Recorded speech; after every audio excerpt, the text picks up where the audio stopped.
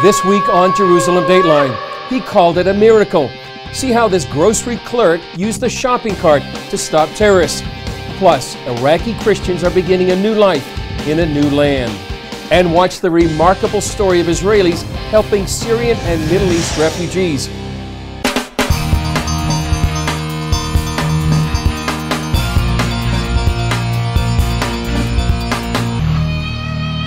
Hello and welcome to this edition of Jerusalem Dateline. I'm Chris Mitchell. Israel is stepping up security at Jewish communities in Judea and Samaria as the settlements have become popular for Palestinian terror attacks. But in one of the latest incidents, a grocery store owner stopped an attack by using a shopping cart. He called it a miracle. As Julie Stahl reports, it's one bright spot in the midst of many tragedies. Beit Horon is the third settlement hit by terrorists. They've breached security and killed 2 women in separate attacks. First, mother of 6, Daphne Meir, was murdered defending her home in Otniel. Then, 23-year-old Shlomit Kriegman was murdered in Beit Horon. One incident, however, could have been much worse. This is the security fence of Beit Horon. Until now, it's kept the 2,000 residents of this community safe. In a well-planned attack, 2 terrorists jumped the fence, hurled pipe bombs at residents, then headed for this grocery store. One of my workers see the attack outside, ran into the shop and screamed, "Terrorists, they kill a lady outside." Grocery store owner Mordecai Shalem took action to avert an even bigger tragedy. A security camera captured his heroic effort. I take the courage, and when I get to the door, I see in front of me 2 guys with a knife screaming "Allah Akbar, Allah Akbar," and try to stab me. Just what one in my head, it's don't let them get in. I have in the shop something like 10 children and ladies, not men in the shop, so it's a miracle that they stop outside. Yigal Dilmoni, a leader in the Jewish communities here, says Israel needs to do more to keep the settlements safe. Stop the terror. We have to get inside their towns, catch them and find them, like United States doing after 9/11. More than 400,000 Israelis live in 150 communities in what's known to many as the occupied West Bank. In a statement that some believe excuses the terrorists, UN Secretary General Ban Ki-moon indicated he understood the Palestinian attacks because of what he called Israel's occupation in the West Bank. If men like him, that in charge of the peace on the world, understand the killer and the murder, I think he's a partner to the murder. Founded in 1977, Beit Horon is built where the biblical town of the same name was situated. Resident and first responder Yehudit Tayar says it's part of the divine inheritance of the Jewish people. This land has belonged to us since the Bible. Yes, we were evicted, thrown out of our land very brutally, dispersed among the nations, but all through the thousands of years, every prayer, no matter where the Jew is in the world, he talks about the return to Zion, to our eternal homeland. Julie Stahl, CBN News, Beit Horon. Israel's Prime Minister Benjamin Netanyahu accused UN Secretary General Ban Ki-moon of giving a tailwind to terror. Ban Ki-moon condemned Palestinian terrorism, but he also said what he called Israel's occupation serves as a potent incubator of hate and extremism. Netanyahu reacted angrily. Those Palestinians who murdered do not want to build a state. They want to destroy a state, and they say this openly. They want to murder Jews for being Jews, and they say this openly. They do not murder for peace, and they do not murder for human rights. Netanyahu said the UN lost its neutrality years ago, and the Secretary General's statements don't improve the situation. Well, as temperatures dropped this week in Jerusalem, Israel's electrical grid experienced a major cyber terror attack. Israeli energy officials say the virus was identified, but according to the Jerusalem Post, they haven't figured out what caused it. The announcement was made during the 3rd annual Cybertech Conference, an event that draws the world's leaders in cyber technology. No word on any suspects behind the cybercrime. Islamic State militants in Iraq are continuing their campaign to destroy any evidence of Christianity in that country. New satellite images show the Islamic Army demolished one of the oldest monasteries in the world in 2014. Heather Sells has the latest. During the summer of 2014, it took only a few weeks for the Islamic State to literally pulverize the stone in this centuries-old monastery. There's nothing left. Small piles of rocks, perhaps, but nothing that would look like the monastery. Before its destruction, St. Elijah's Monastery stood on a hill above Mosul. Although the roof was largely missing, it had 26 distinct rooms, including a sanctuary and a chapel. Exiled Mosul priest Paul Habib says the destruction is part of a systematic campaign to expel Christians from Iraq. Our Christian history in Mosul is being barbarically leveled. Already, the Islamic State has destroyed more than 100 religious and historic sites as it has taken control of parts of Syria and Iraq. Ironically, its destruction of St. Elijah's comes after a recent preservation effort. When the U.S. Army took control of the site in 2003, a military chaplain recognized its significance. They are very non-renewable resources. Once they're gone forever. And while you can reconstruct a building, it loses its historic fabric. Many had wondered about the fate of the monastery after ISIS swept through Mosul in June of 2014. The new imagery shows the destruction took place just 2 months later. The Syrian Christian monk St. Elijah built the monastery between 582 and 590 AC. Heather Sells, CBN News. While Americans debate their immigration policies, the people of the Czech Republic have just welcomed some Iraqi Christian asylum seekers into their country. One of those include a close friend of CBN News, Pastor Majid Kordi. He worked with us in 2014 after ISIS took over much of northern Iraq. And again, just a few months ago, he took us to the front lines of the Kurdish military and to visit refugee camps. I would add that many of these Christian families, like Pastor Majid, they covet prayers for their transition to a new life in an unfamiliar land. Gary Lane has their story. The first of a group of 153 Iraqi Christians arrived in Prague on Sunday. Among them was Kurdish Christian Majid Kurdi and his family. We have come here first to provide a secure life for our families, and secondly to get a job and doing something here in order to serve the society as well as to take care about our families. Majid Kurdi is well known to this reporter and others from CBN News.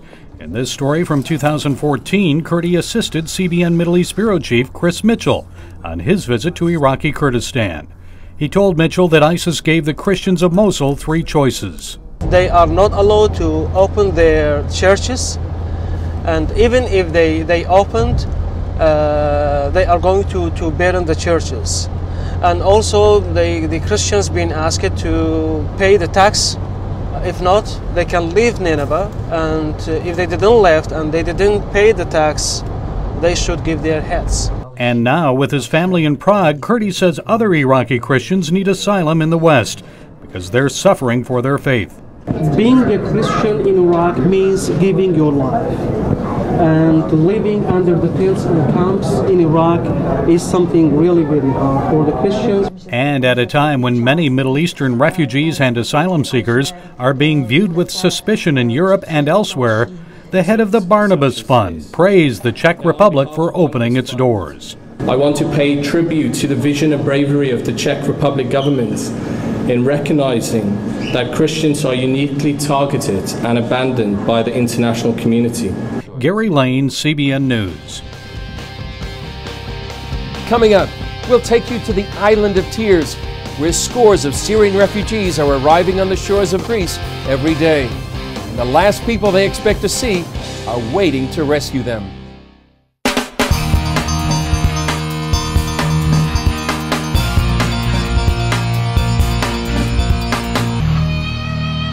It's one of the biggest humanitarian disasters in recent history. Every day, boatloads of refugees arrive on the shores of Greece. They're hoping to find a new start in Europe. And when they arrive, some of the first people they meet are doctors and rescue teams from Israel. CBN's Gordon Robertson brings us their story. the Greek island of Lesbos, a quiet vacation spot where tourists relax and local children play in peace. But on the other side of the island, a very different scene is unfolding.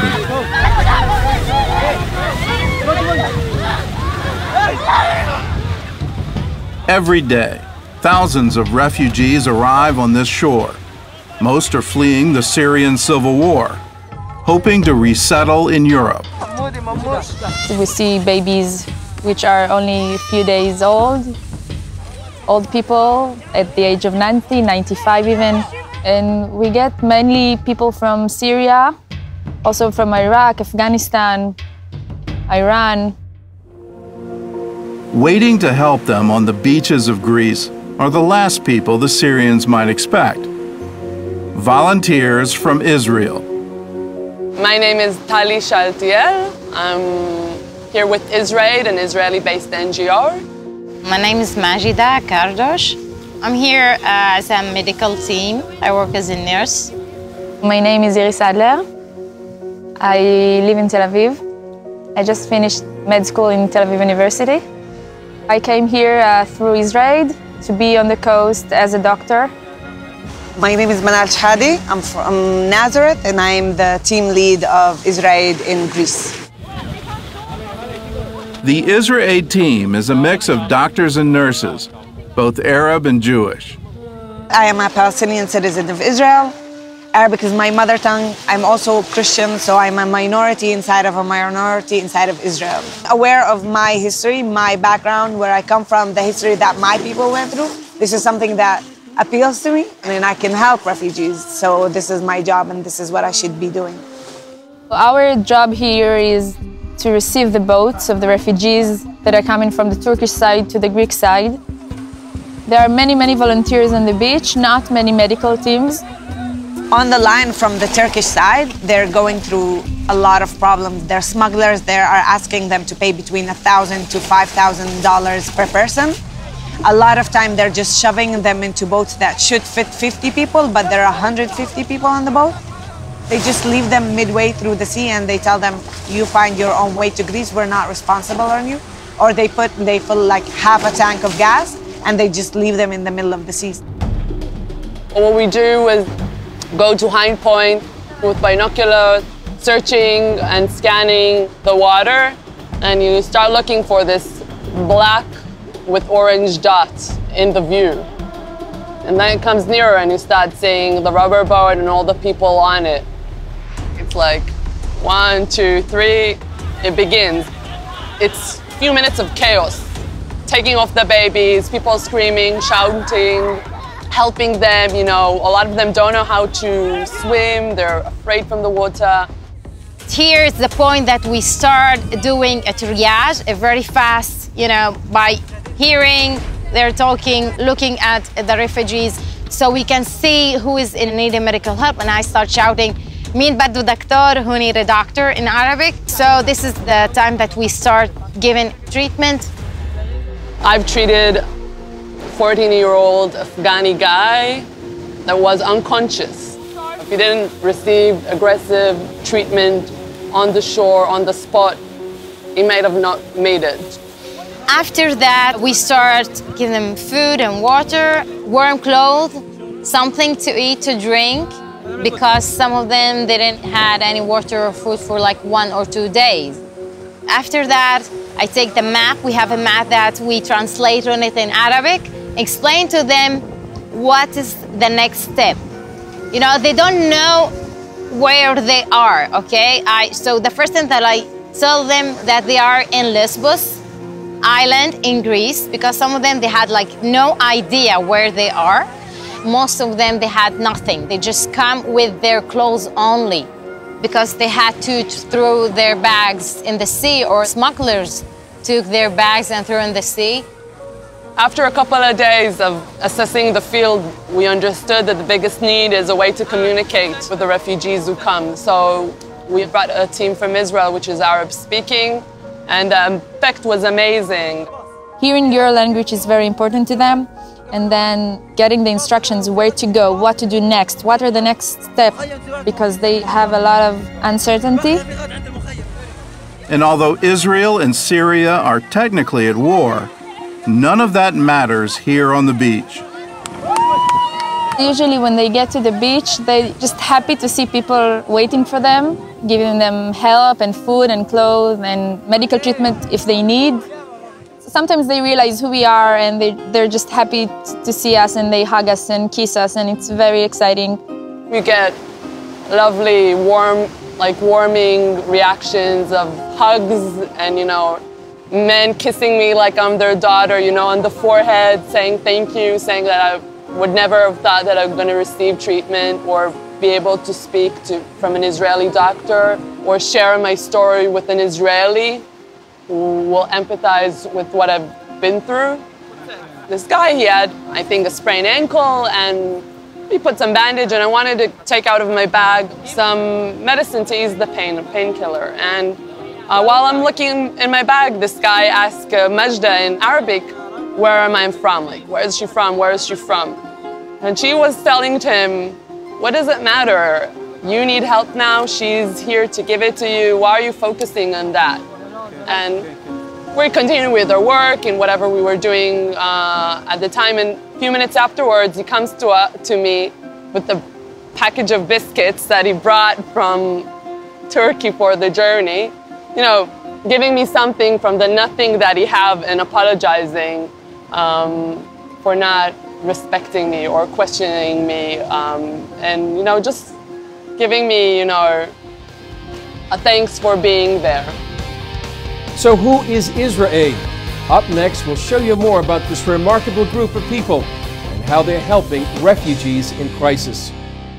The Islamic State has devastated Syria and northern Iraq, destroying millions of lives. Hundreds of thousands of survivors have fled to Europe, risking everything in the hope of finding safety. As we reported before the break, one group that's helping those refugees is called Israel. Gordon Robinson brings us the conclusion of that report. Israel is an political organization. What they do is help people in a disaster situation. And this is what I'm doing. And this is what they teach me at nursing school, to treat a human, no matter what he is, which religion he have, which color he is, what language he talks. To see a 60-year-old Arab man burst into tears on the shore, something that you don't see every day. So being able to give a hand, give a hug, give water, medical treatment, it's a privilege. Offshore, Israel doctors also provide trauma counseling for families in refugee camps. We start with the communication thing, talking Arabic, or put only hand on his or her shoulder, try to make them feel better, as much as we can. In my country, in Syria, it's coming very hard and there's no future for anyone. Yesterday, I have coming here with a plastic boat. I will say that they are amazing people, and I'm really thanks everyone working with these people. They are really helping us and helping a lot of families here and children. Because we come from a country that a lot of people suffer trauma because of the conflict and what's happening, so we have a lot of experience how to deal with trauma, how to deal with the conflict. And this is a knowledge that we need to pass to other people, to other countries, if we can help make their suffering less, or to help support them, or to show them a different way. And I think this is our duty. These people come and they automatically get this title. They are refugees fleeing to Europe. But at the end of the day, they're just humans, the families. They had honorable jobs, fulfilling life in the countries that they're coming from. And suddenly they come here and they're treated and looked as refugees when they're human beings as me and you. And for me, when I meet those people, this is what I'm trying to give them, that feeling that I respect them, I feel them, I connect to them in the most human level. I'm not above them, we're same, it's just now they're on that side of the coin. Tomorrow it might be me and I will need their help. I was thinking about that 60 years ago, it was the Jewish people in Europe during the Holocaust, after the Holocaust, making their journey to Israel or for different countries and seeking for a safe home. We're always saying, never again. When you see something difficult, for me it's looking at my part, what's my responsibility? This is what we try to do, you know. We're coming as humans, meeting other human beings, and this is how changes starts, little. They are very lovely. They are give me hope to my future. They are really cool people. I think that helping other people is a very important thing in the Jewish tradition. We can't just sit back and watch what's going on. We have to come and do the best we can, and even if we touched a few people's life, I think that's a lot. Up next, remembering the Holocaust and the people who helped them escape.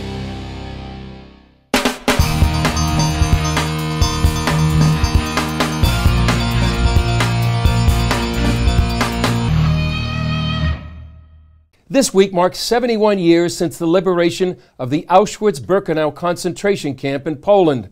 January 27th is now known as International Holocaust Remembrance Day. The United Nations wants member nations to honor the victims of the Nazi era. That information comes from the United States Holocaust Memorial Museum, which has also posted videos depicting stories of rescue, how brave people throughout Europe risked so much to help Jews against the Nazis during World War II. But I feel it's very important to know that people risk their lives. They risk the lives of their families. You can find out more about the events and watch these videos by going to cbnnews.com. That's all for this edition. Thanks for joining us. Remember, you can follow us on Facebook and Twitter. I'm Chris Mitchell. We'll see you next time on Jerusalem Dateline.